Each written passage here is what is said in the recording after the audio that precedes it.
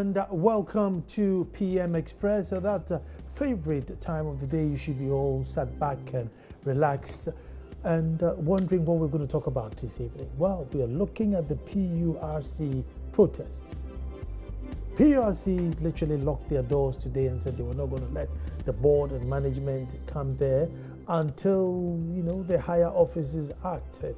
Not very long ago, Kwete Nate broke the news about some, shall I say, malappropriation of funds, where, funds for PURC were diverted into personal accounts of some of the management because they were traveling. There were all these excuses to it. The staff thought, look, it wasn't right and that due protocol was not followed. But things seemed to calm down. Nanaya Jantwa, who was the spokesperson, resigned, and it was all well and good. However, today it all kicked off again. The staff of PURC said that the board was still in place, and they thought that, by this country's constitution, once government has changed, the board should automatically change. Why are they there taking sensitive decisions for PURC? BNI has already been in there, done their investigation, and handed their investigation to the chief of staff, but they haven't heard anything from the chief of staff. And so here we are, there's a deadlock. What's going to happen tomorrow and the day after, only God knows. But that's what we are looking at today. In fact, somebody asks PRC, aren't you essential services to be forbidden not to go on strike? All will be discussed here. My name is Nana Sakwa. This is PM Express. When I come back, I'll introduce my guest.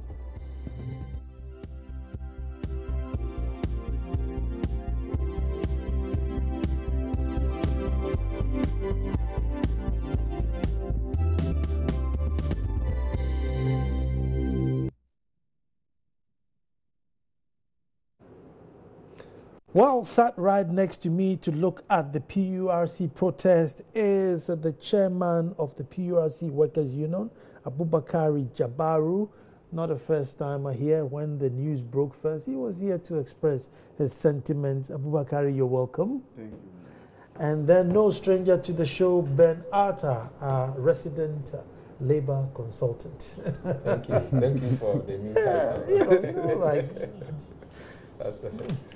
On Sky, they have,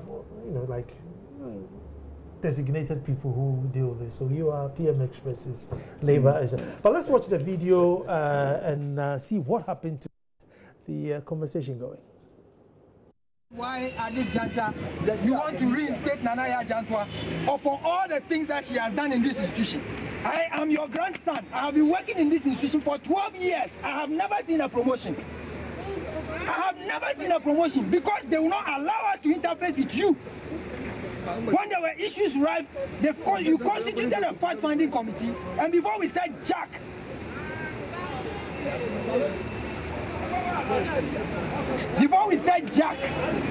you were taking actions to. He says he's not giving you anything. In fact, union members, come. But do you know all we can show your identity cards. Do you know all of them? He's an elder statesman. You can give him some reference. He says he doesn't want to grant an interview, so allow him to speak. But the truth of the matter is, today we have been locked out. Hello.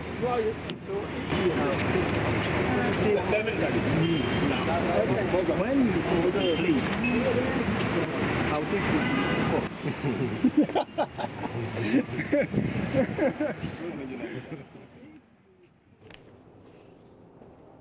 Conversation is already set. Let me go straight to the chairman, Abubakar. Abubakar, a little history, a little background, and then we end up today as to, the young man looks very agitated.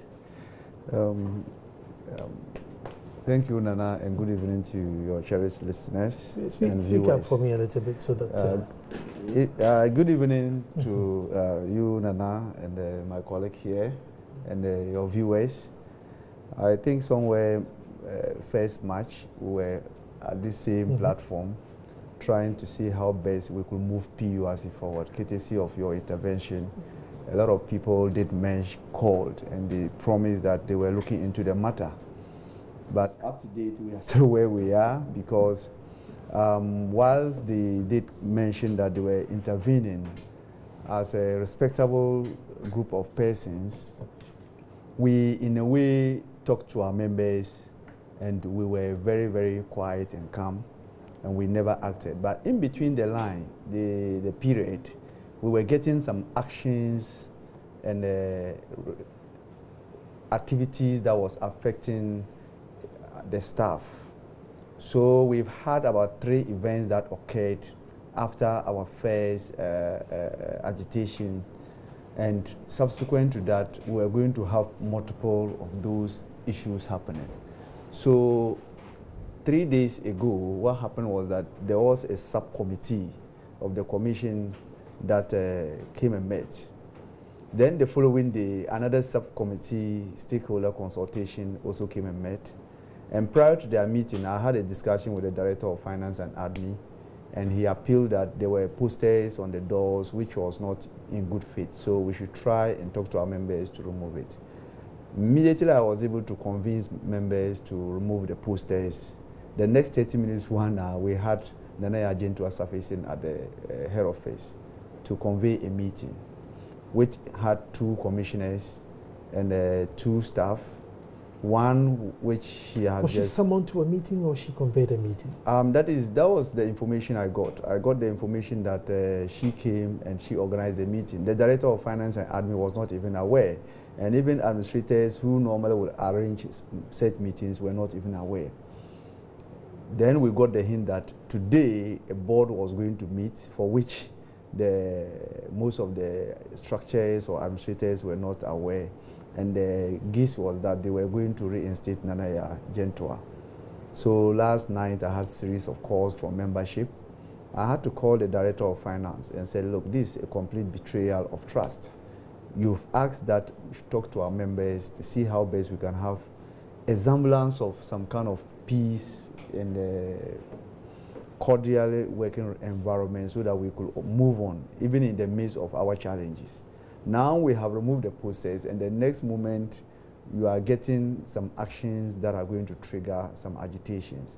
So I'm not comfortable with that, and that the following morning we will have the posters back.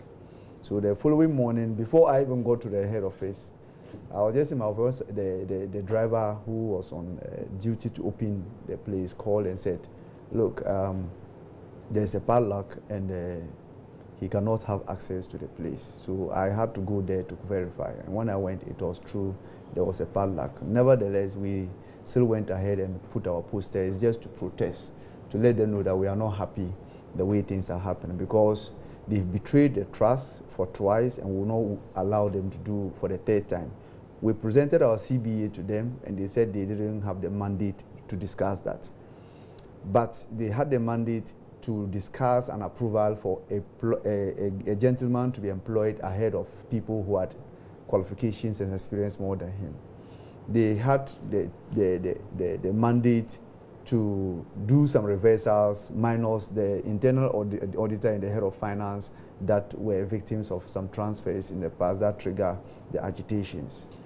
So we said, please, if you are doing selective and putting members against each other, then it is better we prevent an illegality from taking place. So that was what brought about this agitation. And as you did mention, somewhere, March, we did send a petition to the Chief of Staff.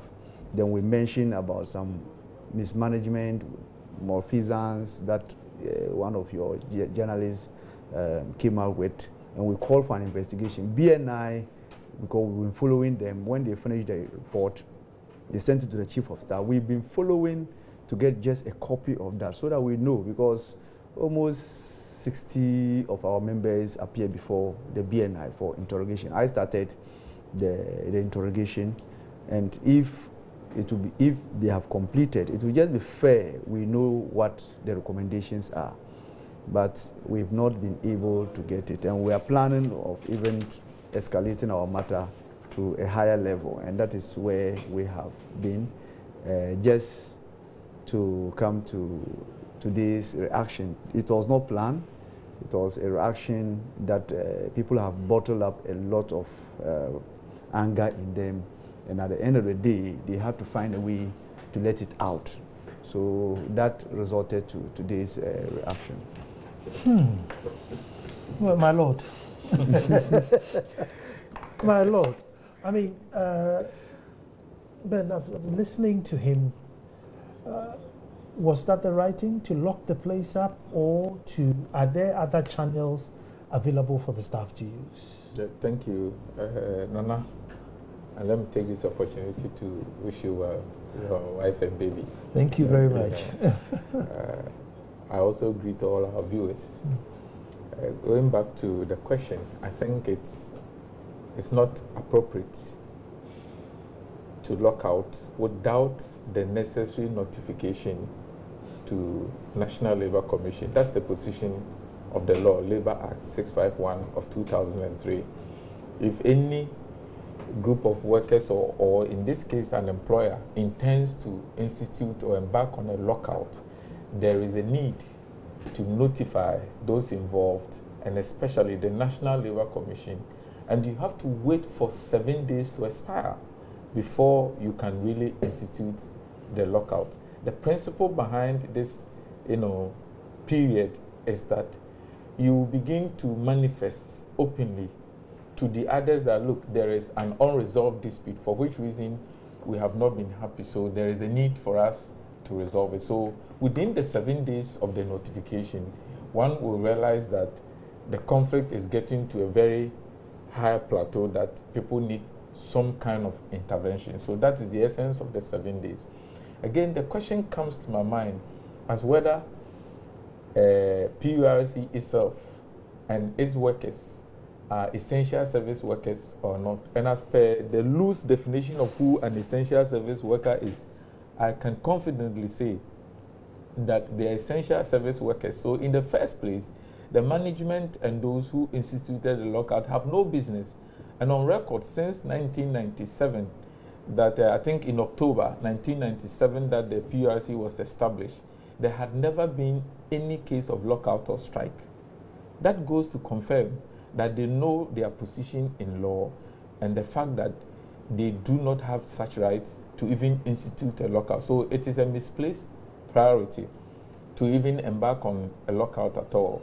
It's not the best. It's disrespect to your business partners. The time has come for people in Ghana, employers and organized labor, to know that they are partners in business. The fact that you constitute a board that has been duly, you have had your appointment from the president, there's an executive secretary and other senior management people, it does not mean that those under you are just mere subordinates. No, they are partners in business. And if you go back to the labor law, it actually mandates the National Labour Commission to ensure that there is labor management cooperation. What it means is that you are partners. It's like marriage. It's like marriage. The two parties are task interdependent. They need each other. Without the workers, we don't have PURC. The commission itself alone is not PURC. It's the headship. And if you take the workers without the commissioners, you also don't have PURC. So it is important that even if they believe that they have case to resolve, resorting to strike or lockout, especially in this case, is inappropriate. And if I had my own way, I think that those who instituted the lockout need to be charged for loss of productivity. Every loss incurred, because that's the position of the law, it is unlawful. And the law allows that everything lost because of the lockout can be taken from those who instituted it. Let me take a quick break here, and then when we come back, we'll go back to Chairman and find out that, should they have opened PURC? Would they have cost the institution more, or locking it, will cost it less? We'll come back and find out.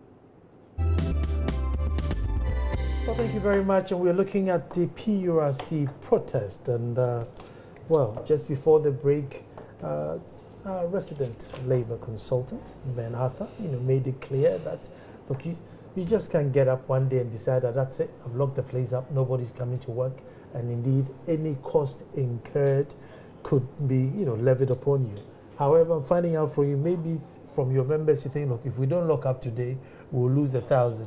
And then if we open up, so, I mean, what's the cost benefit? Has anybody done it? You realize that it was beneficial to lock the place today?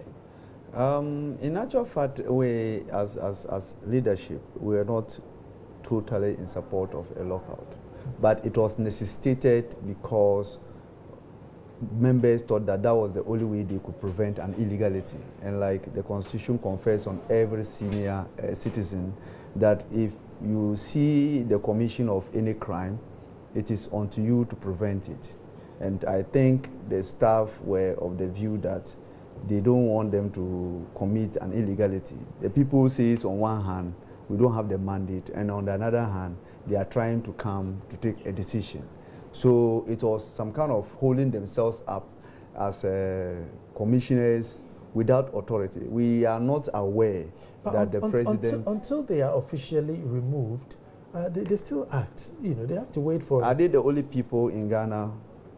Well, that will be the president's decision to say, that, listen, from tomorrow stop working or carry on working. He doesn't. The law has already said it. The Transitional Act has already indicated. Let me refer you to when President Mills was in power. Yes. God bless his soul. I remember he wrote and asked all DCEs to, stay in place until they were changed. Yes. But, I mean, the law would have said that every DCE's term would have ended. But I told them, no, you stay. And so I presume that, you stay, you don't just abandon ship, you stay until they bring you... No, if the president had written to them, we don't have any problem. If the president had written to them that, look, we want you to stay, we don't have any problem. They are holding themselves and saying that, look, until they tell us they have inaugurated a new board, we are not going. And they are not the only people who were representing or who were part of governing boards. All governing boards had gone to rest. They still come, and they are dependent on the public purse. They are draining the resources of the taxpayer because they are holding themselves as commissioners when they are not.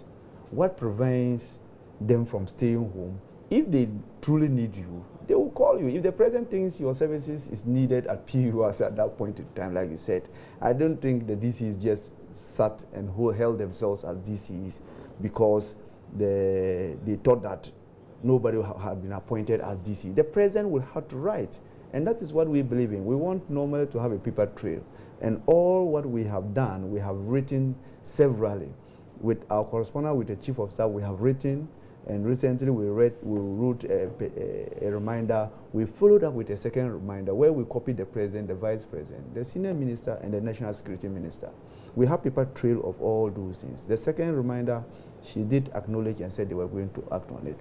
If she wanted them to stay, maybe she would have indicated in her letter that in the interim, we want these social and social people to hold a fort for us. We've not had that. But equally, if she wanted them to go, she would have written a letter to say they should go. I mean, because BNI has been with them since March till now, and if there's been no correspondent, then authorities may be happy with what it is that they're doing. You see, the BNI has not gone into investigating the commissioners. It was only the staff of PURC with the executive secretary. No, I'm talking about investigating commissioners. Yes. But I mean, if the matter is before the presidency, yes, surely the presidency knows I haven't sent any board there, and there are names there who are still acting as board, but no letter has come, so they must be happy. No, I don't think we should be happy. Okay, let me find out from Ben. So there's a board. Yeah. The government has changed.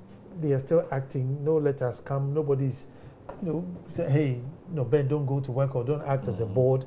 I mean, do you just jump ship and go, or you stay until a board comes and then you sort of hand over? Okay, Nana, for purposes of our viewers, let me quote from the PURC Act.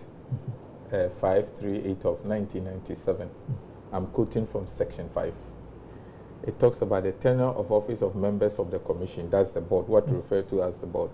A member of the commission other than the chief executive shall hold office for a period not exceeding 5 years and is on the expiration of that period eligible for reappointment.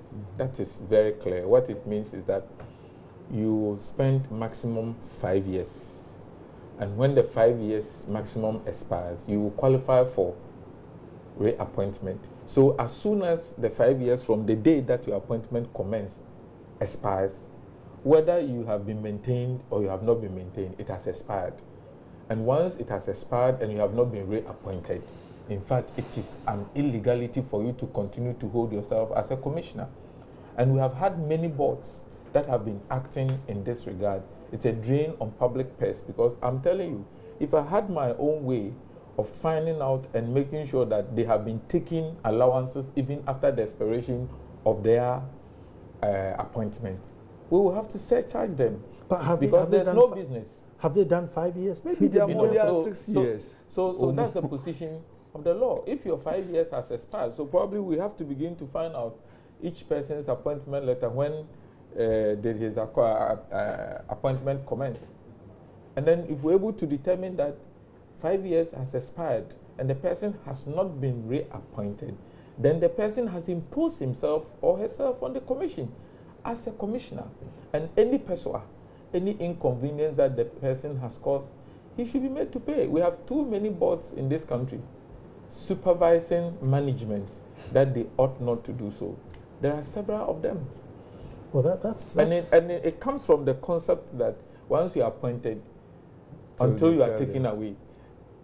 It doesn't work. It's just like in civil service. If you are hired at the age of 25, you are only going to terminate your appointment, or your appointment will be terminated, quote unquote, supposedly when you have achieved your retirement age. No, job for life is not for board members. I see. That sounds a bit serious. It is. But so are we saying that these eminent commissioners are not aware that, look, somewhere in their contract after 5 years, I throw in my pen until I'm re-elected? But how do you know they have not been re-elected? Well, if they were, they would have shown us their document, because the board member who came and had fracas with some of their staff, they were asking, he was asking me whether I'm the appointing authority, and I asked him, where is your appointment letter? They have nothing to show that anybody has given them an appointment to stay on.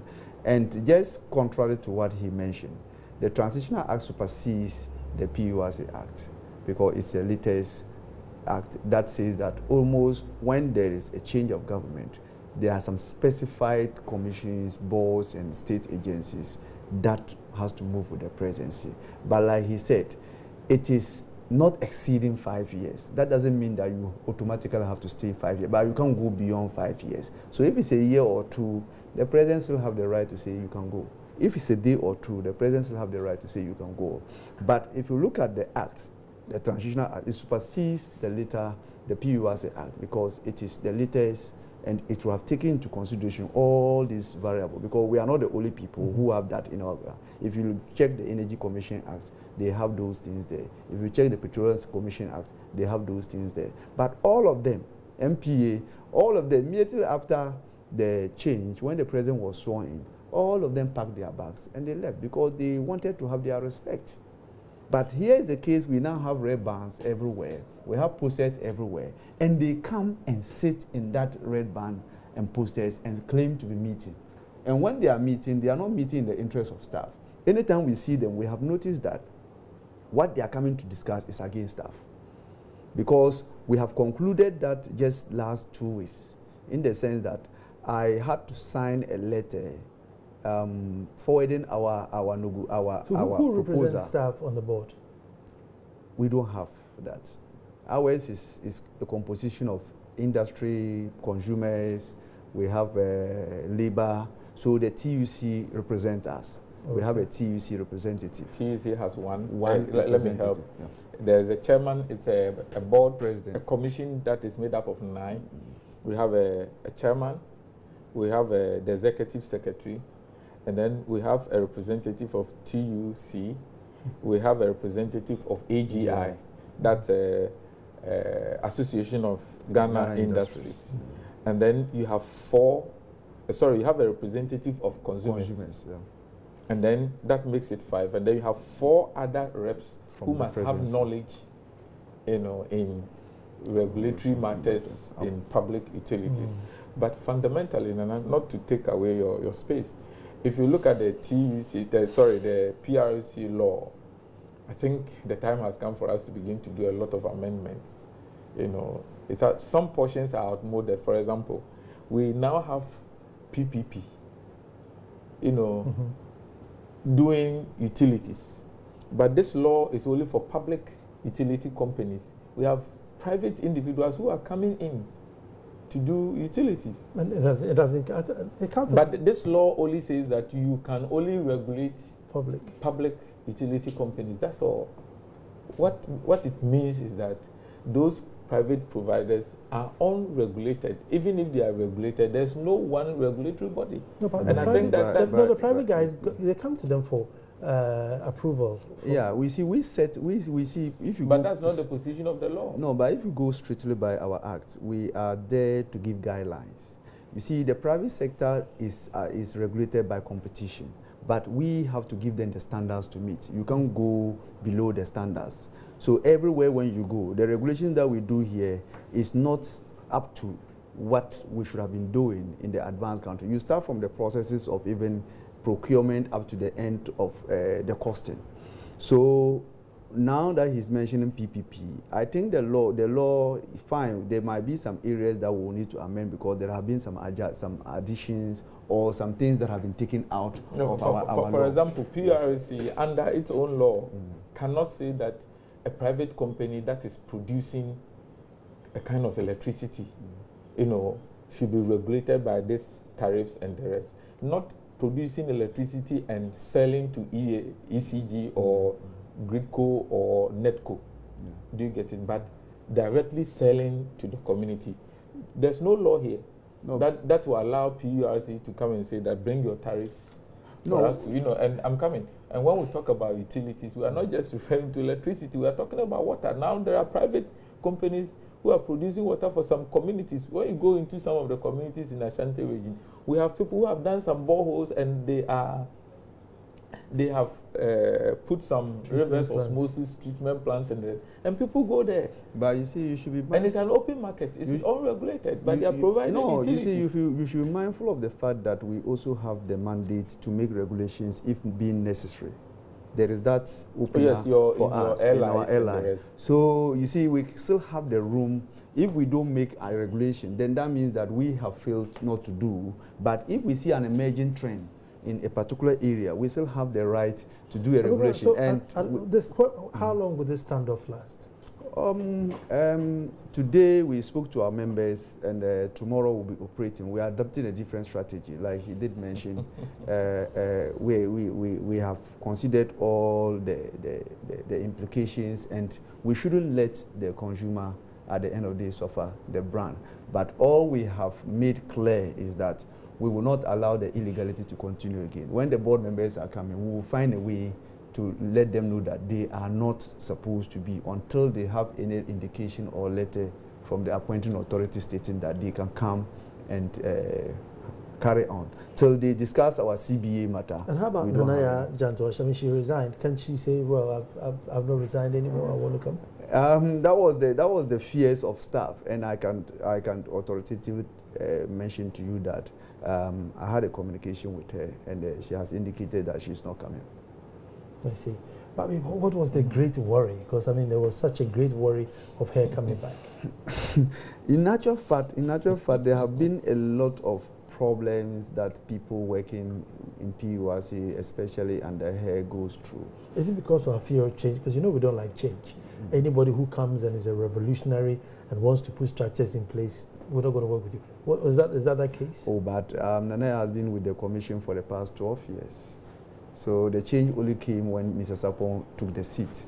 Why couldn't she have done all those revolutions when Mr. Stephen Edu was there? Mr. Stephen Edu was a very seasoned administrator, but Mr. Sapon is a fine engineer, but I think he lacks the capacity or abilities to be an administrator. He doesn't understand how to manage human beings. He doesn't understand how to manage people, their emotions. How will you tell staff that you are not here to give birth? Ladies who have given birth in PURC have suffered because they got pregnant and they gave birth, and they have not been given promotions for 6 years. And their junior colleagues, people who came and did service under them, are now their seniors. And this is what has been going to, and these statements were made openly to staff. And up to date, people are still like embittered about such statement for him to say, look, we will not employ ladies again because when you employ them within 2 years or 1 year, they are going on maternity leave. And I don't think a serious administrator, I supervise a lot of ladies because I have a lot of ladies in my office. And sometimes you have to even come and consider, look at their faces and see their mood before you even give them assignment. Because you know, ladies, there are a lot of things that could happen because once they are married and they have kids, maybe the kid didn't sleep well, she comes. So if you are a seasoned administrator, when you come, it is always good you say hi to your ladies and look at their faces to see whether you need to give them tax or not. Because if you give her a sensitive tax that needs some calculations, she will give you some calculations you will not understand because she had a difficulty at home. And that is the modern way of management, emotional intelligence. My wife is watching, she'll beat you. No, but it's nature. It's nature. The situation. It's nature. Despite the revelation that is given to us, which is very common in a lot of workplaces in this country, there's one thing that we have taken for granted, all of us, which is the labor law, and I want us to address ourselves because it relates to the matter. We are told that Nana Jantua went on leave since June, and they call that leave accumulated leave. It is unlawful in Ghana under Section 31 of the Labor Act. Anyone watching us can write it down and go and read that within a particular year, even you as a worker, you have no right to forgo your leave. Neither can an employer negotiate with you and tell you that I am buying your leave. It is not allowed. The whole idea of making sure that in each particular year you are entitled to not less than 15 working days leave is for occupational safety. Is to make sure that the human being, which is not like a machine. Machine is even sometimes shut down for maintenance purposes. The human body needs some kind of rest and recuperation. So we even have limitations of hours of work. That within a week, no human being in this country called Ghana is supposed to work beyond 40 hours per week. It's not allowed because you can break down and die. How about overtime? So, how about overtime? Pardon? Overtime. No, you can do overtime, but cumulatively per week, you are not supposed to go beyond that. Including overtime? Yes. It's for your own safety. So if we are being told, and I'm reading the fine lines in all those details, we are being told that somebody has had an accumulated leave for almost 200 days. That is an illegality because you cannot bring back leave that you yourself didn't have power, to say that I'm not going, and come and accumulate it and say that for the past 5 years, I am taking all my leave in one single year. It is abolished already under Section 31 of the Labor Act 651. And please, we need to sit up. So when a board takes such a decision that we have accepted your letter, but we have given you your accumulated leave, it is illegal. The board has not even accepted. It is illegal. When an employer decides that I'm buying your leave, it's illegal. But going back to the issue, I think all that has been recounted to us spells out two things. It means that the workers are not being listened to.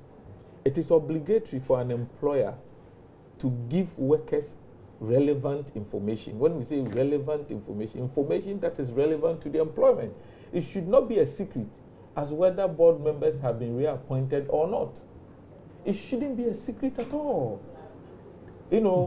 Under our own constitution, there's freedom of information subject to certain qualifications. It's the qualifications that has not come. So they are entitled to it.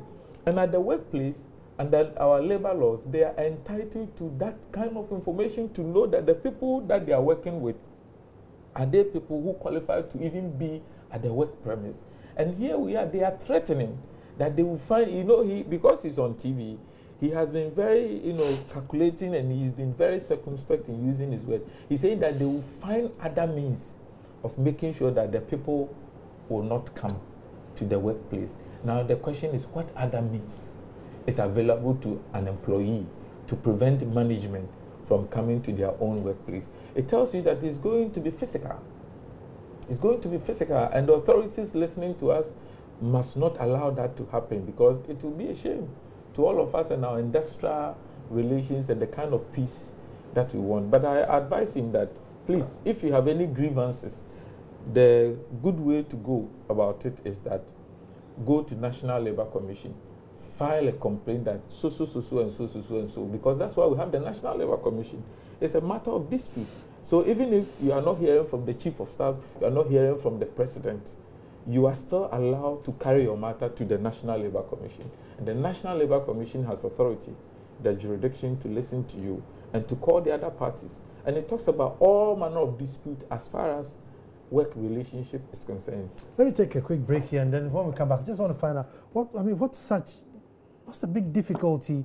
I mean, we've seen people who are supposed to leave by 5 p.m. and vacate your post, within, specified time. There's been quite a few letters, that we have seen. So what's the big deal in writing to this board and saying that yes, carry on, or no, your work is finished? We're coming back. Well, thank you very much for staying. And PURC protest, and it's getting quite interesting. And we just, before the break, wanted to find out, what the big. Actually, I'll come to Ben before I come. But what would be looking at this deadlock, what's the big deal in typing a letter? I mean, we've seen CEOs who had to leave by 5 p.m., vacate your position. So why can't we get a letter to say, look, you're doing a good job, stay, or thank you very much, for whatever it is that you've done, exit? I mean, what will hold? Yeah, I'm unable to explain exactly what the situation has been. But in my candid opinion, I think because of some kind of pending investigations.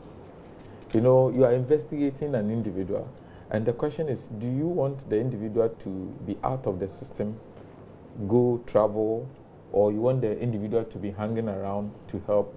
So there are some kind of investigations that sometimes, in my candid opinion, at the workplace, you really need the person involved around. There are others that, for fear of some intervention or interference, you don't want the person to be around. So that could be one reason. It could also be a mere oversight. It could be a mere oversight. The administration is battled with a lot of appointments, and it's a new administration in office. That's not a panacea for such an oversight, but I'm saying that it is something that is likely to happen. But judging back from March, he gave an incident in March. In May too, there was a similar incident because they were following up on their matters. But I can reduce all this to one thing, that the workers feel threatened, especially as far as job security and their terms and conditions of service are concerned. And maybe he might not say it here, but when we walk off this table, he will say it. That is all the issue. It's about who, when the person is in charge, or which board, when they are in charge, will treat the workers well. And that is the whole thing. When workers want better conditions of service, they want avenues for improvement, promotion, and you are blocking the chances. They will eat you up. And it is natural at the workplace. Just as an employer, if a worker is not performing, you would want to fire the person or retrain the person or shift the person, transfer, and the rest.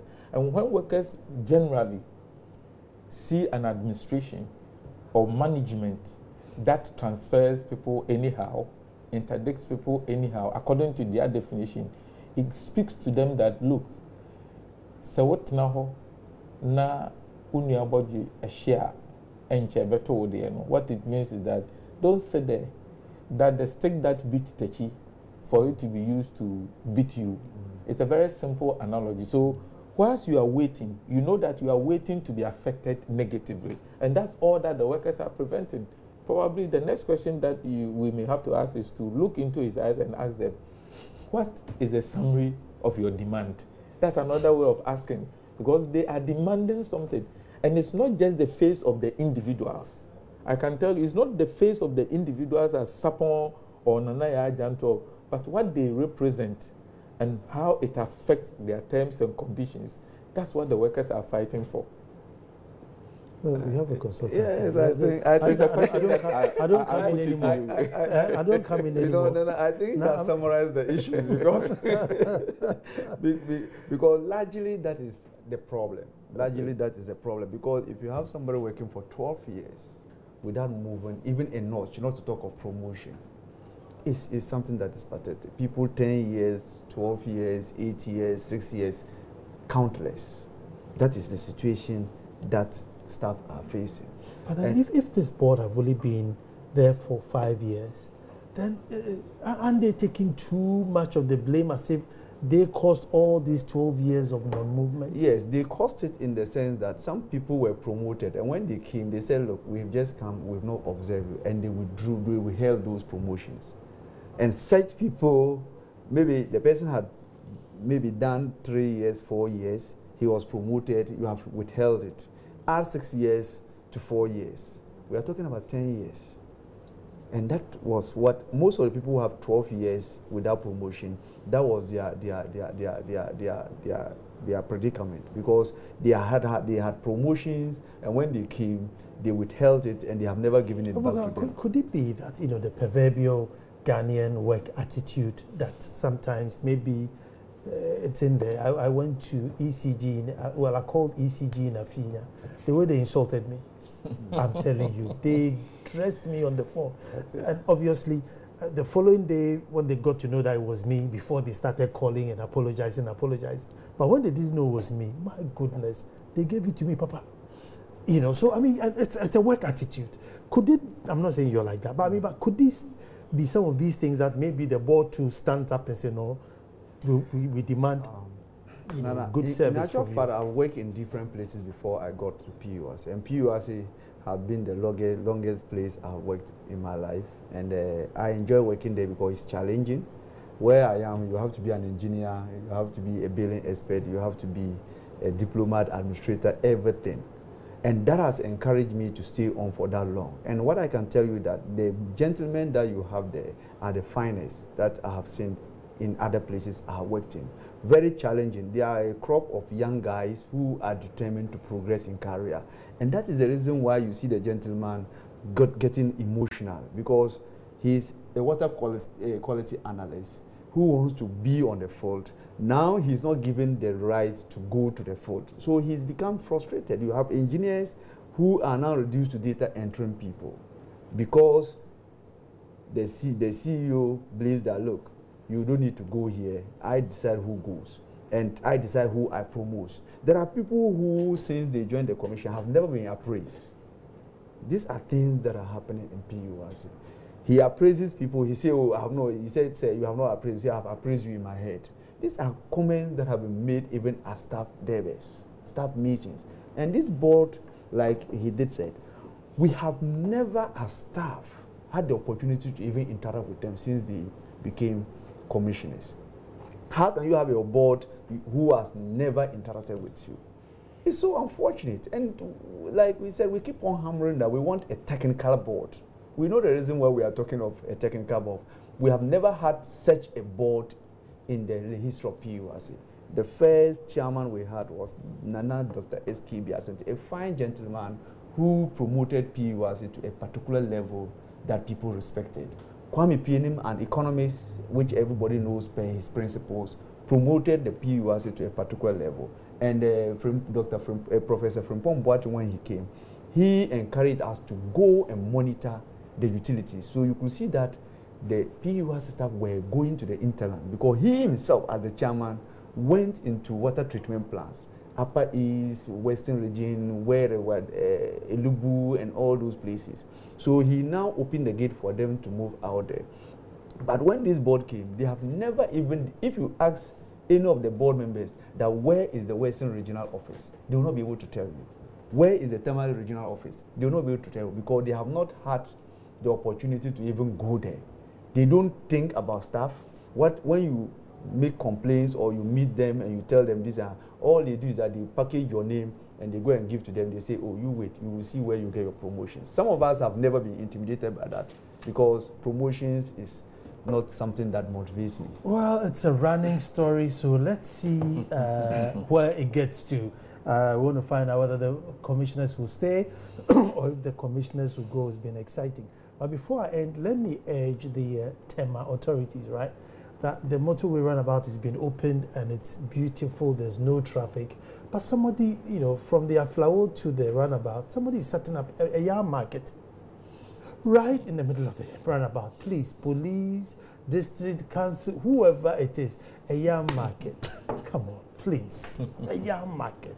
Okay. But gentlemen, thank you very much. Thank you. Let's hope that it ends peacefully, because we need it to end peacefully. But thank you very much for watching. Tomorrow we'll be back to do this all over again. But Tema, be up and doing.